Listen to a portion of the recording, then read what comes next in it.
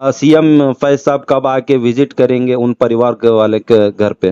मेरी दरखास्त है एमएलए साहब से, आज तक वो फैक्ट्री बंद क्यों नहीं करवाया है? उसके ऊपर अटेम्प्ट टू मर्डर ये नहीं क्यों कि होमिसाइड का एक्ट क्यों नहीं लगाया है? मालिक को अरेस्ट क्यों नहीं करे या मैनेजर को अरेस्ट क्यों नहीं करे? इस वक्त हुमनाबाद में थोड़े बहुत सवालात ये भी उठ रहे हैं कि सीएम फैज साहब इस वक्त कहाँ हैं बोलकर। सर उन्होंने राजशेखर पाटिल साहब उन्होंने कल सार्वजनिक बोल के कल ये भी कर रहे हैं सर, स्ट्राइक कर रहे हैं वहां पर उस इंडस्ट्रियल एरिया में। ये धरना करने की मतलब क्या है? या खुद वो कांग्रेस के होके कांग्रेस के खिलाफ धरना करेंगे? क्योंकि कहीं ना कहीं दोनों की उसमें कुछ इंटरेस्ट, पर्सनल इंटरेस्ट था, और चला आ रहा, चलते आ रहा था और चला भी आ रहा है। और ये वीडियो में कोई कोई बोल रहा है कुछ पैसे के बारे में बातचीत चल रही है। हफ्ते के देखते बारे में। रहिए ये, हाँ, हफ्ते के बारे में बातचीत हो रही है। शायद मैं ये समझ रहा हूँ कि अवाम को ये एक मौका मिल गया है कि समझने की कि दोनों कैसे मिल बांट के खा रहे थे। जी, एफआईआर हो गए बोल के सुनने में आ रहा सर। एफआईआर हो के अरेस्ट, वो अरेस्ट क्यों नहीं करे भाई? दो जान गई ना। हमें डॉक्टर्स का भी कॉल है सर, हुमनाबाद के डॉक्टर्स का भी कॉल है कि गयासुद्दीन साहब इस मुद्दे को आप ये करिए, हाईलाइट किए, क्योंकि ये जो इंडस्ट्रियल एरिया के जो पोल्यूशन की वजह से आज हमारे हॉस्पिटलों में इतने स्किन प्रॉब्लम आ रहे, इतने इतने अजब अजब नमूने की बीमारीज आ रहे, इसके ऊपर में आवाज उठाओ बोल के सर डॉक्टरों का भी कहना है सर। बिल्कुल बिल्कुल बिल्कुल, इसमें सारा मेरी भी यही आवाज है। आगे चलकर हुमनाबाद तालुका में कुछ चंद चीजें करने का मेरा इरादा था, इरादा है। और इंशाअल्लाह देखते रहिए आगे। अगर खुदा चाहे और लोगों की अगर पूरा मेरे सपोर्ट है तो जरूर मैं वो करके दिखाऊंगा वहाँ पे। जी सर, लास्ट सवाल हमारा कि सर बहुत सारी जनता में ये सवाल चल रहा है कि सर जेडीएस पार्टी अभी बीजेपी से अलायंस हो गई तो सीएम फैज साहब अब किस पार्टी में है? सीएम इब्राहिम साहब और सीएम फैज साहब किस पार्टी में है अभी? हेलो। हेलो सर, अस्सलाम वालेकुम। वालेकुम सलाम। सर इंडियन न्यूज जनता की आवाज से गयासुद्दीन बात कर रहा हूँ सर। वाले अच्छा अच्छा, खैरियत है गयासुद्दीन भाई? हाँ कैसे अल्हम्दुलिल्लाह हैं, सर। क्या हाल चाल? हाँ सर, सब अल्हम्दुलिल्लाह सर। पहली बात आपको मुबारकबाद। इंडियन न्यूज जनता की आवाज फिर से एक नई रूप में, नई रेख में आप शुरू किए। अल्लाह अ, आपको पूरी तरक्की दे, और इसी तरह अवाम के और हर एक की जो भी मसले हैं आप एक आवाज बनकर उनको पहुंचाते रहे, जो लोगों के सामने सच का साथ दीजिए कभी भी। मेरी सारी शुभकामनाएं जी आपके सर, साथ। Thank you sir. आप तो देखते हैं सर, हम मजलूम की आवाज़ बनकर उनको पूरा उनका हक दिलाने की पूरी कोशिश कर रहे हैं। तो इसी के साथ ही साथ सर, आप देख रहे होंगे सर हमारे न्यूज़ों में कि इंडस्ट्रियल एरिया में, हुमनाबाद के इंडस्ट्रियल एरिया में एक शादाब नामी और मध्य प्रदेश का एक जो बच्चा था सर, उन Prasanna pre processing private limited company में उनकी मौत हो गई सर। बिल्कुल। तो वो उनके अभी घर वालों का कहना है कि सर उनके कंपनी से कोई भी देखने के लिए नहीं आए, और अब तक उनको अमाउंट की भी उनको कोई मदद नहीं मिली। तो इस वक्त हुमनाबाद में थोड़े बहुत सवालात ये भी उठ रहे हैं कि सीएम फैज साहब इस वक्त कहाँ हैं बोलकर सर। देखिए, मैं पिछले दिनों से जो वाकया चल रहा है, जो जो एक इंसिडेंट जो हुआ है जी। इंडस्ट्रियल एस्टेट में, सुनकर बहुत बहुत मेरा दिल अफसोस किया है। ये जो चल रहा है इतने सालों से, जी। आज बस ये हुआ कि आप लोग थोड़े एक्टिव, मीडिया एज एक्टिव होने के कारण वो सामने उठ के इतना एक न्यूज़ बन के चल रही है। जी सर। वरना क्या, पहले क्या होता था, वो जब बीमार होते ही वो लड़का या कुछ होते वहां के कार्यकर्ता या वर्कर्स उनको भेज देते थे। जी। तो हासिल जो चल रहा था वो नहीं मालूम हो रहा था वहां पे। जी। अब ये क्या है कि लोगों का क्या, खुदा का क्या निजाम था इसमें दिख के आने के लिए ऐसा एक वाकया हुआ। जी। बड़ी अफसोस की बात है। मैं पिछले दिनों देख रहा हूँ, चाहे ये हमारे पूर्व माजी एमएलए हो या आपके एमएलए हो, बस इनके बीच में तू तू मैं चल रही है। जी। ये भूल गए कि इतना बड़ा एक वाकया, किसी एक मासूम की जान गई है, उसके बारे में इनका तवज्जो नहीं है। वो फैक्ट्री की क्यों जान गई है, वो फैक्ट्री के ऊपर क्या मुकदमा करना है, क्या कार्रवाई करना है, क्या मुआवजा दिलाना है, आगे आने वाले ऐसे फिर से कोई मसले नहीं होना है, ऐसे मासूमों की जान नहीं जाना है, उसके ऊपर तवज्जो नहीं है। बस यही है कि मैंने क्या किया, तुमने क्या किया, तुमने क्या किया, मैंने क्या किया। दोनों एक ही है, दोनों एक साथ ही थे। बस ये पिछले एक डेढ़ साल से तो अलग हुए हैं। वो अलग हुए हैं या अभी भी एक है वो हमें नहीं पता। जी। बस तू मैं अपना दुकान चलाते आ रहे, 20 साल से यही काम करते आ रहे। भाई ये मैंने ये किया, वो किया, ये किया, फलाना किया, ढुमकाना किया। आज अवाम इन दोनों से बेबस हो गया है। बस हम है, सब चीज देख रहे हैं, आज हम हमारे हाथ में भी कुछ नहीं है।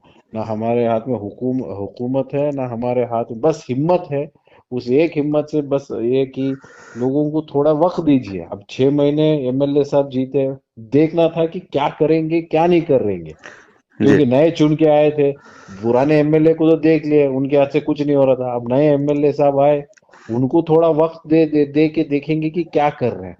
देख रहा हूँ उनके हाथ से भी कुछ ज्यादा खास नहीं हो रहा है।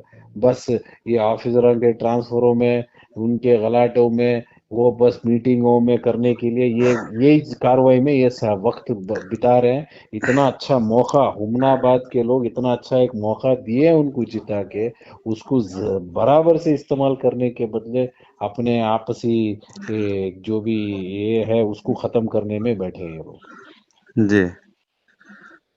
तो सर अभी ऐसा रहा तो फिर बच्चे को इंसाफ कैसा मिलेगा सर? आपकी तरफ से क्या बिल्कुल। रहेगा, फिर आपकी कोशिश क्या रहेंगी कि सर, अभी सुनने में आ रहा है कि सर उनको 13 13 लाख रुपए उन फैमिली वालों को, शादाब जो हमनाबाद तालुके के वडनखेरा के रहने वाले थे सर, तो उनको कहा जा रहा है, कहते कि सर 13 लाख रुपए हम देंगे बोलकर तो कंपनी से। अल्हम्दुलिल्लाह, बहुत बहुत अच्छी अच्छी बात है अगर ऐसा एक मुआवजा दे रहे हैं। तो लेकिन उनकी जल्द से डिमांड है कि जल्द। सर थोड़े इनके फैमिली वालों की, ऐसा सुनने में आ रहा है कि सर एक 50 लाख रुपए की तो भी मदद उनको मिलना चाहिए बोल के, क्योंकि जान की तो कोई कीमत नहीं होती, लेकिन उन परिवार वालों को कुछ अमाउंट, अगर ऐसा हाई अमाउंट अगर मिलेगा तो बेहतर रहता है बोल के, ये कोशिश भी उनकी फैमिली वालों की है सर। बिल्कुल बिल्कुल, इसमें दो राय नहीं है। जान की एक कीमत कोई नहीं लगा सकता है। जो भी जो मुनासिब हो, कम से कम 50 लाख रुपए की एक मुआवजा उनको दिलाना चाहिए। और मेरी दरखास्त है एमएलए साहब से, आज तक वो फैक्ट्री बंद क्यों नहीं करवाया है? फैक्ट्री के ऊपर कार्रवाई क्यों नहीं कर रहे अभी भी? उसके ऊपर अटेम्प्ट टू मर्डर ये नहीं क्यों कि होमिसाइड का एक्ट क्यों नहीं लगा है? मालिक को अरेस्ट क्यों नहीं करे, या मैनेजर को अरेस्ट क्यों नहीं करे? इसके बारे में कोई बात कर रहा है क्या? जी, कल क्योंकि इंडस्ट्रियल, कल वो कल इंडस्ट्रियल कल। जहां मैं देखा हूँ इसकी जो इनॉग्रेशन सेरेमनी, जो फैक्ट्री की इनॉग्रेशन हुई है, वो कहीं ना कहीं पूर्व जो एमएलए साहब थे उन्होंने, उनके हाथ से वो इनॉग्रेशन हुई है। तो इनके सरपरस्ती पे हो रहा था क्या ये पूरा काम? तो ये चला रहे थे। आज तक वो है उनके, वो उनकी पार्टी आज पावर में है। क्यों ना फैक्ट्री आज तक बंद करवाए वो? पोल्यूशन कंट्रोल बोर्ड से चेक करवा के आज तक वहां का क्या मसला है, क्यों वो उसके ऊपर मुकदमा क्यों नहीं चला है?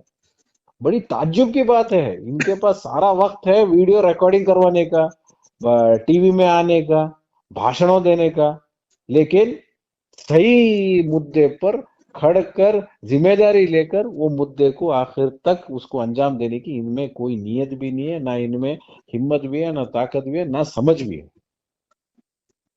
जी। तो सर बोल रहे कि अब तक उस कंपनी के ऊपर एक्शन क्यों नहीं लिए बोलकर, तो बहुत सारे ऐसे इलीगल कंपनियां वहां सुनने में आ रहा है कि कोई उनका लाइसेंस वगैरह को ऐसा, ऐसे भी कंपनियां हैं जो नहीं बोल के।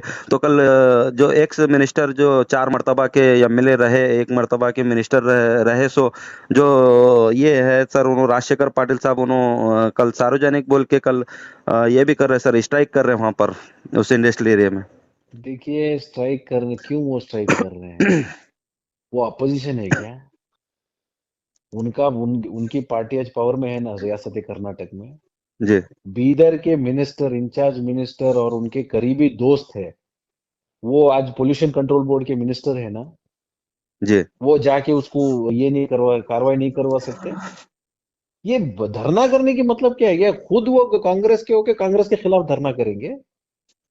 मुझे समझ में नहीं आ रहा। एक वो हो गया, और दूसरी बात एमएलए साहब है, और जो बीदर के इंचार्ज मिनिस्टर है, जो एमपी जो सेंट्रल मिनिस्टर है, वो केमिकल एंड फर्टिलाइजर मिनिस्टर है, सेम पार्टी के, बीजेपी के है, और बीजेपी के मिनिस्टर है। एमएलए बीजेपी के हैं और एमएलए बीजेपी के मंत्री भी है, केंद्रीय मंत्री केमिकल एंड फर्टिलाइजर, ये पूरा उनके कंट्रोल में आता है। वो भी क्यों इसके ऊपर कार्रवाई नहीं कर रहे? समझ जी। में नहीं आ रहा ये क्या करने की, क्या प्रूव क्या कर रही है दोनों मिलकर।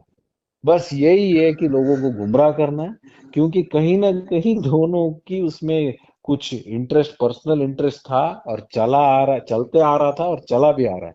और ये वीडियो में कोई कोई बोल रहे हैं कुछ पैसे के बारे में बातचीत चल रही है। हफ्ते के देखते बारे में। रहिए ये, हाँ, हफ्ते के बारे में बातचीत हो रही है। शायद मैं ये समझ रहा हूँ कि अवाम को ये एक मौका मिल गया है कि समझने की कि दोनों कैसे मिल बांट के खा रहे थे। जी, यानी पहले। बिल पहले और अभी भी इसीलिए देखो फैक्ट्री बंद नहीं करवाया आज तक, जी मुकदमा नहीं करवाए। एक बीदर के इंचार्ज मिनिस्टर है पोल्यूशन कंट्रोल के, हैं इनके करीबी दोस्त है ना, जी काफी प्रोग्रामों के ऊपर वहां हुमनाबाद में बुलाया और बार बार बोलते रहे मेरे करीबी दोस्त हैं। बहुत अच्छी बात है। तो वो जाकर क्या करना है, पोल्यूशन कंट्रोल बोर्ड में वो जाके लॉक करना है ना। भले वहां जाके एक दूसरे एक शुगर फैक्ट्री के ऊपर उन्होंने लॉक लॉक करने का, एक एथेनॉल फैक्ट्री के ऊपर लॉकडाउन नोटिस दिए। अगर वहां कर सकते हैं तो यहाँ की फैक्ट्री क्यों नहीं बंद करवा रहे। जी और मिनिस्टर एमएलए साहब है, उनके पास तो पूरा पावर है, संविधान के हिसाब से पावर है। वो जाके अपने ऑफिसरों को ले जाके इंस्पेक्शन करा के नॉर्म्स क्या है इमीडिएट लॉक एंड सील करवाइए। एफआईआर क्यों नहीं करवा के इनको मैनेजर को अरेस्ट क्यों नहीं करवाया आज तक। वो जिम्मेदारी कौन लेते। जी एफआईआर हो गए बोल के सुनने में आ रहा सर। एफआईआर होके अरेस्ट क्यों नहीं करे भाई, दो जान गई ना। जी तो कौन जिम्मेदार है इसके।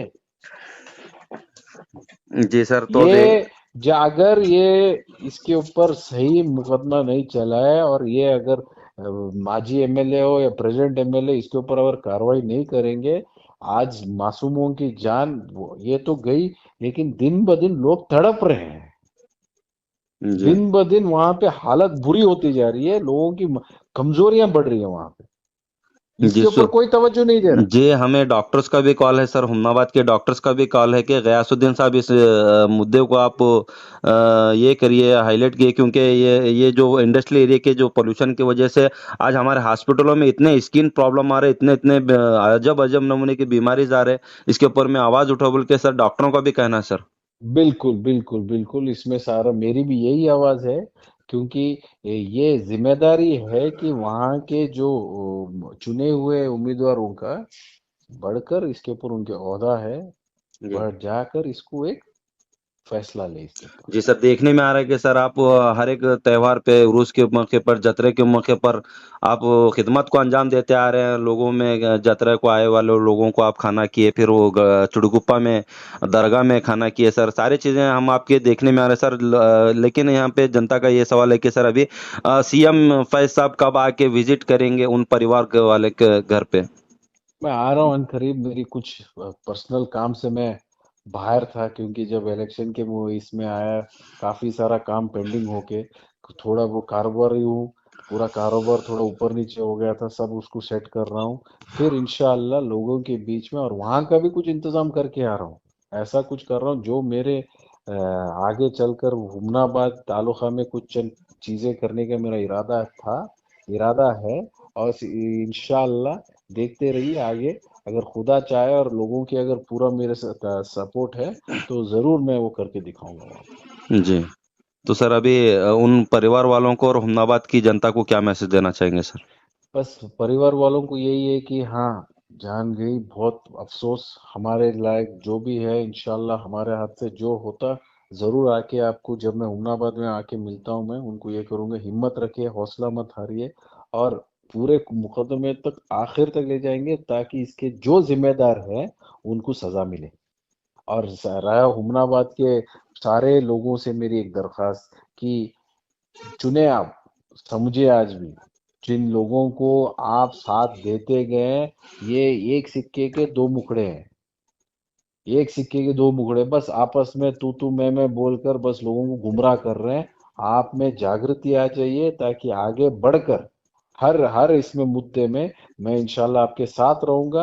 आप हर एक मुद्दे में आप भी डट कर खड़िए, आने वाले दिनों में अच्छा होने वाला जी सर, लास्ट सवाल हमारा कि सर बहुत सारी जनता में ये सवाल चल रहा है कि सर जेडीएस पार्टी अभी बीजेपी से अलायंस हो गई, तो सीएम फैज साहब अब किस पार्टी में है, सीएम इब्राहिम साहब और सीएम फैज साहब किस पार्टी में है, वे क्या है। रिजाइन दिए क्या वही देखिए पार्टी में। देखिए ये बहुत अफसोस की बात है। जनता दल सेक्युलर जिस पार्टी से मैं उम्मीदवार था और जिस पार्टी का झंडा लेकर हम हुमनाबाद में फिरे, आज वो जनता दल सेक्युलर छोड़ के जनता दल संघी पार्टी हो गई है। जी तो वो हमारे आइडियोलॉजी भी नहीं है ना, हमारे थॉट प्रोसेस में भी वो हम कभी भी, हमारा एक ही था कि बसव तत्व सर्वधर्म सन्मन्वया सर्वे जना सुखिनो भवंतु, हर जात हर तबके के हर लोगों को साथ लेकर जाने की एक पॉलिसी से हम पब्लिक लाइफ में आए हैं। इंशाल्लाह कोशिश वही रहेगी। आज जनता दल एक अलायंस की, ये उन्होंने बीजेपी के साथ सरेंडर हो गए हैं, और मौका इन दिनों अगर देखते रहिए, मुझे कोई ये डाउट नहीं रहेगा कि अगर जनता दल फॉर्मली मर्ज भी हो जाएगी बीजेपी के साथ, वही इम्कानात दिख रहे हैं। जी तो हम जनता दल से आज बाहर हैं, जनता दल के साथ नहीं है।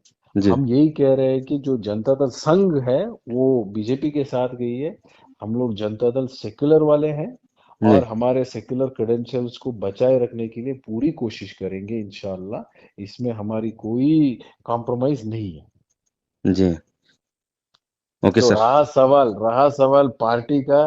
देखिए, अगर लोगों के साथ जुड़ना है, पात पक्ष इस पे या पार्टी की जरूरत नहीं है।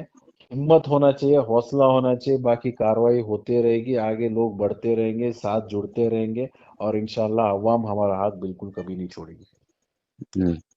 Okay sir, thank you sir. Thank you. ठीक है, अस्सलाम वालेकुम। ओके।